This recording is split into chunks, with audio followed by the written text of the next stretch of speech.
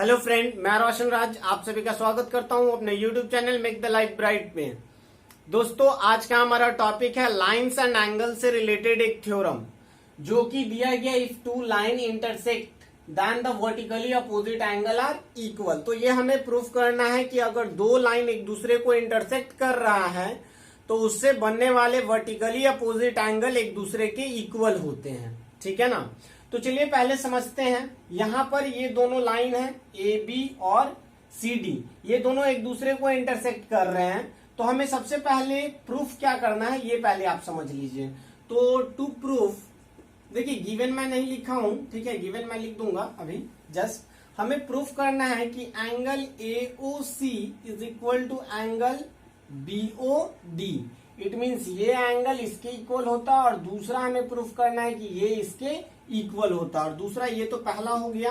दूसरा हमें क्या प्रूफ करना है, तो angle AOD is equal to angle BOC। हमें ये दो चीज प्रूफ करना है। ठीक है, तो चलिए इसको प्रूफ करते हैं। सबसे पहले हम लोग अगर थ्योरम को प्रूफ करना होता है तो गिवन से स्टार्ट करते हैं। तो गिवन हम पहले लिख लेते हैं। ठीक है, तो गिवन में क्या दिया गया है, AB and CD two lines intersect at point O। तो ये दोनों दो लाइन है। ठीक है, ये दोनों क्या है, लाइन है और दोनों एक दूसरे को ऊपर इंटरसेक्ट कर रही है। ये दिया गया हमें प्रूफ करना है। ये यहाँ पर कंस्ट्रक्शन की कोई आवश्यकता नहीं है। कंस्ट्रक्शन हम कब करते हैं, जब हमें आवश्यकता होता है। तो यहाँ पे कंस्ट्रक्शन का कोई आवश्यकता नहीं है तो हम लोग कंस्ट्रक्शन नहीं करेंगे। ठीक है, अब हम डायरेक्ट यहां से हम क्या करते हैं, प्रूफ करते हैं। ठीक है, अब देखिए तो हम समझते हैं पहले। ये देखिए, अगर CD अगर एक स्ट्रेट लाइन है तो OB उस पर स्टैंड कर रहा है, और अगर OB स्टैंड कर रहा है तो ये एंगल और ये एंगल, ये दोनों का सम कितना हो जाएगा, 100। हम यहाँ पे नेमिंग कर देते हैं। नेमिंग करने से आपके लिए बहुत आसान हो जाएगा। इसको हम 1 लिख देते हैं, ये 2 लिख देते हैं, ये 3 लिख देते हैं और ये 4 लिख देते हैं।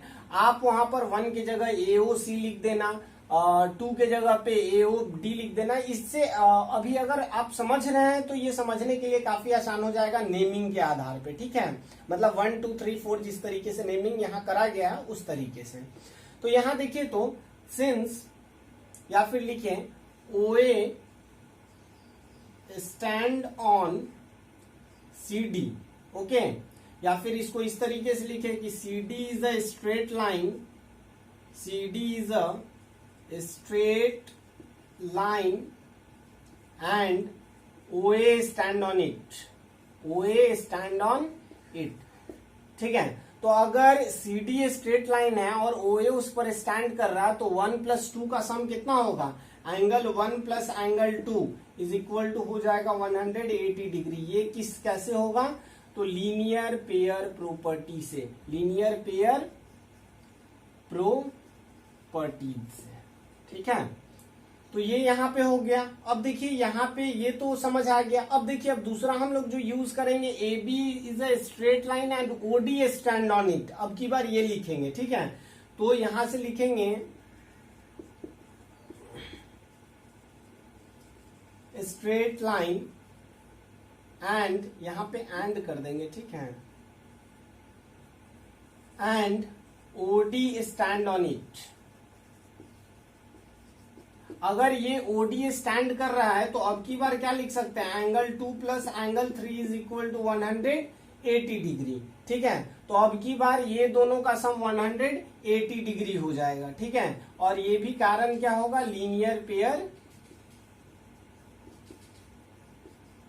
प्रॉपर्टी। ठीक है, तो ये पहला इक्वेशन और ये दूसरा इक्वेशन। ठीक है ना, इक्वेटिंग 1 and 2, या फिर हम लिखेंगे फ्रॉम इक्वेशन 1 and 2। अब देखिए तो ये भी 1 + 2 भी 180 के इक्वल है और 2 + 3 भी 180 के इक्वल है। इट मीन्स कि हम लिख सकते हैं angle 1 + angle 2 is equal to angle 2 + angle 3। और ये एंगल 2 दोनों में है तो ये दोनों कट जाएगा और आएगा क्या, angle 1 is equal to angle 3।